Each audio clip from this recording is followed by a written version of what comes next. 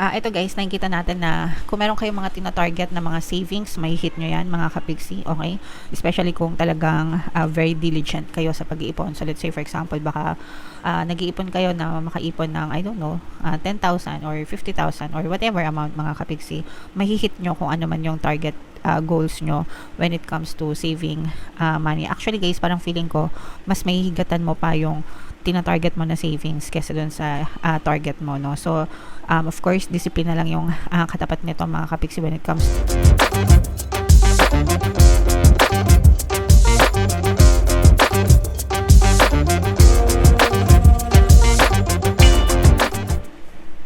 Hello guys, hello Pisces. Welcome back to Pinay Pixie Tarot. Ang pamagat ng episode natin for tonight is New Moon Kapalaran para ngayong March to April para sa Pisces, Sun, Moon, Rising, Sign, and Venus. Yung ating New Moon guys ngayong March ay sa March 29, tapos yung next na New Moon naman natin guys is April 27. So ang reading na to guys ay para sa period na yan. And unahin natin itong moon message para sa inyo guys. Show the world the real you, no? Ipakita mo sa buong mundo, yeah.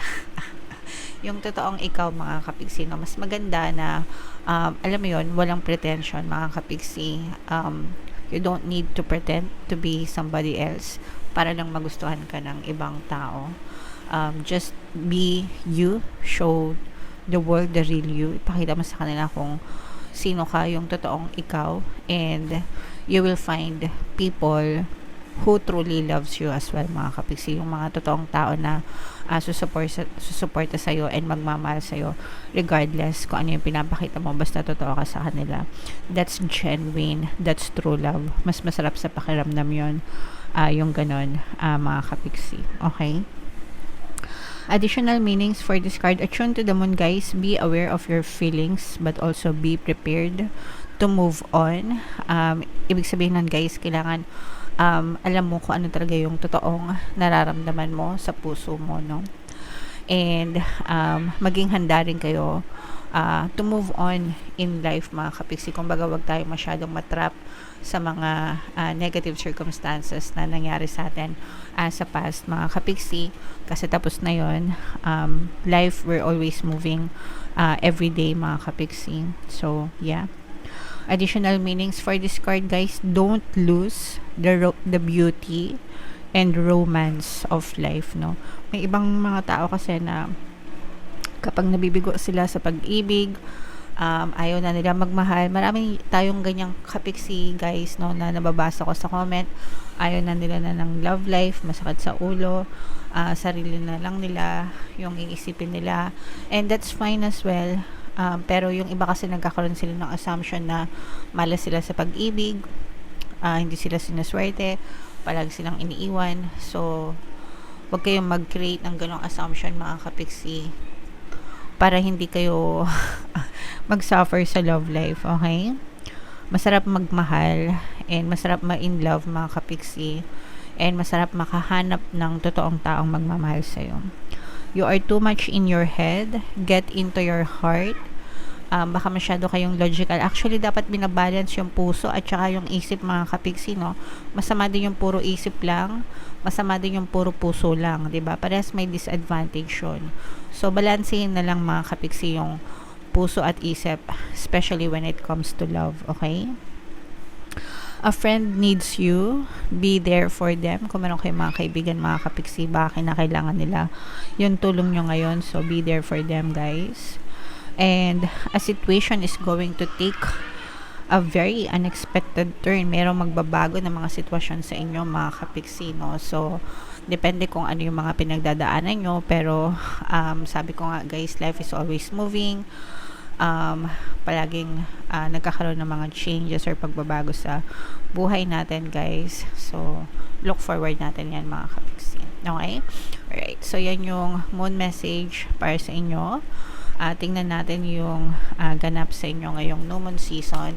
Shuffle natin to Pisces. Habang sinashuffle natin to, panoorin nyo muna yung video natin regarding sa ating paano mag-manifest ng abundance video course. Kapiksi, sawa ka na ba sa mga struggles at hirap sa buhay mo? Masipag ka ba at masikap sa buhay ngunit hindi ka pa rin umaasenso? Ilang beses ka na bang nag-attempt magnegosyo at mag-invest pero palagi ka pa rin nalulugi? Sa pagkakataon na ito ay maaaring may subconscious beliefs ka na nagiging balakid sa iyong pag-unlad at pagyaman. Introducing, paano mag-manifest ng abundance video course. Dito ay matututunan mong ma-overcome ang mga balakid mo para tuluyan ka ng umunlad, umasenso, sumagana, maging matagumpay, successful at maswerte sa iyong kabuhayan, pera, trabaho, negosyo sa lapi at kaperahan ng bonggang-bongga.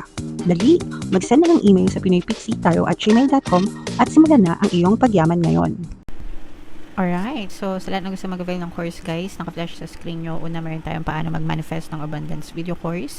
Meron din tayong paano mawala ang third party at magkaroon ng harmonious na relationship. And meron din tayong email coaching guys, manifest your desires using the law of attraction. So sa lahat ng interesado, mga kapiksi, mag-send lang kayo ng email sa pinoypixitaro@gmail.com. So, Pisces guys, kayo ay represent ng King of Cups sa ating spread. Ito yung ating moon energy, mga kapiksi. So, ito ay, this is very good energy for some of you mga kapiksi. Ito guys, meron kayong mga madidiscover, no? Parang meron kayong mga realization of truth, mga realization na at saka discoveries, no, na maaaring ma-experience ngayong season na to. Pwedeng for some of you guys parang merong marireveal na katotohanan sa inyo, lalo na kung meron kayong mga iniimbestigahan or inaalam na katotohanan mga kapiksi. So parang ibibigay sa inyo ni universe yung mga sagot na hinahanap nyo mga kapiksi, especially when it comes to intention, no, intention ng isang tao towards you. Malalaman mo kung totoo ba yung intention niya sa'yo, kung totoo bang mabait siya sa'yo or nagbabait-baitan lang siya, yung mga ganon.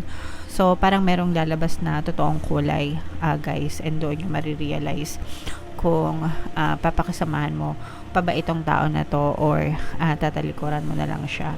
And for some of you guys, you will also get the reward that you deserve, the rewards that you deserve from the universe mga kapiksi. So this is all about karma guys, whether it's good karma or bad karma, depende yan sa inyo kung ano yung mga intentions na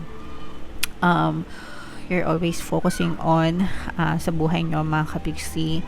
Of course, kapag ka good intentions, you're receiving good karma, and pag bad intentions naman mga kapiksi, that's bad karma mga kapiksi. So alam nyo naman, kayo yung nakakaalam guys kung ano yung babalik sa inyo, no? Syempre iba-iba naman kayo ng focus guys, so make sure na palagi kayo mag-focus sa mga mabubuting intensyon para palagi din magaganda yung dumating sa inyo mga kapiksi.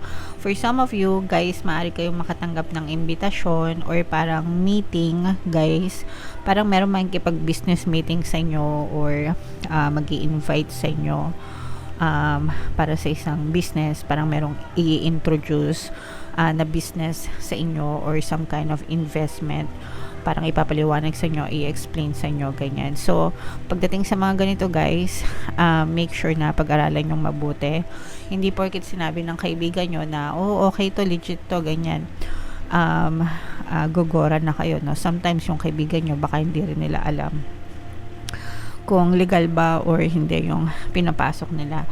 Especially kung galing yan sa social media, mga kapiksi, dahil napaka dami, no, ng mga clickbait sa social media, kaya mag-ingat kayo. I mean, it's okay na may mga ganyang klaseng investment na dumadating sa inyo, but it's also up to you na pag-aralan yung mga ganong klase ng investment, di ba? Bago kayo sumubok, para iwas scam, iwas panduloko. And eto guys, nakikita rin natin na mas focus yung energy nyo sa sarili nyo mga kapiksi. You are finding peace within yourself, no? Kapayapaan nito. Parang natatahimik yung isipan nyo and mas nagiging klaro and malinaw din yung isip nyo mga kapiksi. Kumbaga parang wala nang masyadong gumagambala sa isip nyo, mas panatag yung loob nyo ngayon, and parang mas nakafocus kayo right now sa sarili nyo, no? Parang pinaplano nyo kung ano yung mga bagay na gusto nyo talagang mangyari sa buhay nyo. So yeah, tuloy-tuloy nyo lang yan guys. Inner peace, kumbaga, yeah. Kapag meron kayong inner peace mga kapiksi, yung outer world nyo payapa din mga kapiksi, okay? And this is abundance of money guys. Yeah, so ilatag muna natin lahat. Yeah. Ito guys, nakikita natin na kung meron kayong mga tina-target na mga savings, may hit nyo yan mga kapigsi, okay? Especially kung talagang very diligent kayo sa pag-iipon. So let's say for example, baka nag-iipon kayo na makaipon ng, I don't know, 10,000 or 50,000 or whatever amount mga kapigsi, mahihit nyo kung ano man yung target goals nyo when it comes to saving money. Actually guys, parang feeling ko mas mahihigatan mo pa yung tina-target mo na savings kesa dun sa target mo, no? So of course, discipline na lang yung katapat nito mga kapiksi when it comes to savings, kahit na gaano pa kamahal yung mga bilihin. Kung talaga may disiplina kayo and marunong kayo mag-budget, no, makakapag-ipon at makakapag-ipon pa rin kayo mga kapiksi. And ito, parang yung reason kung bakit nag-iipon kayo guys is gusto nyo rin siyang palaguin, no? So parang baka ilalagay nyo rin siya sa investment or sa negosyo para mapalago nyo mga kapiksi. So it will work to your advantage guys, no?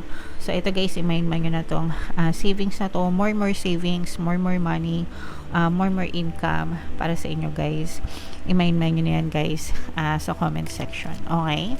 Comment down below if feeling nyo naka-resonate kayo sa mga mensahe guys. Buno tayo ng isa pang card para sa inyong additional message. Pisces, we have sacred space for you. Create an altar or visit a power place to connect with the divine. So ito guys, this is prayers, no? Pagdadasal, pagpapanata. Sa ibang lugar, sa mga bahay natin, minsan meron tayong dedicated space na mga altar kung saan doon tayo nagdadasal or nagpe-pray. Pero kung wala naman kayong dedicated space mga kapigsi, pwede kayong pumunta sa tahimik na lugar. Yung iba nagpupunta talaga sila sa simbahan, no? And doon sila nagdadasal para maramdaman nila. And actually kahit naman nasaan kayo, even sa bahay nyo lang, sa loob ng kwarto nyo, mas maganda kung tahimik, no? Para bigyan nyo talaga ng oras, dedication yung sarili nyo para magdasal mga kapigsi. But ang pinaka-importante kasi doon is yung doing it part, no? Yung paggawa nyo, pagganap nyo sa mga pagdadasal and pagpapanata nyo mga kapigsi. So just show up for yourself every day and pray, no, to the divine. Ask for help, for protection, for guidance, and also don't forget na magpasalamat sa lahat ng mga blessings na meron kayo mga kapiksi. Okay? Alright. So comment down below guys if feeling nyo naka-resonate kayo dyan sa mga messages for you. For more tarot readings guys, ito yung playlist nyo. Ito naman yung ating success stories ng paano mag-manifest ng abundance video course. Click here to subscribe guys. Ito yung ating mga pampaswerte subliminals. Thank you for liking, sharing, and subscribing. See you again next time. I love you all mga kapiksi. Have a nice day. Bye-bye.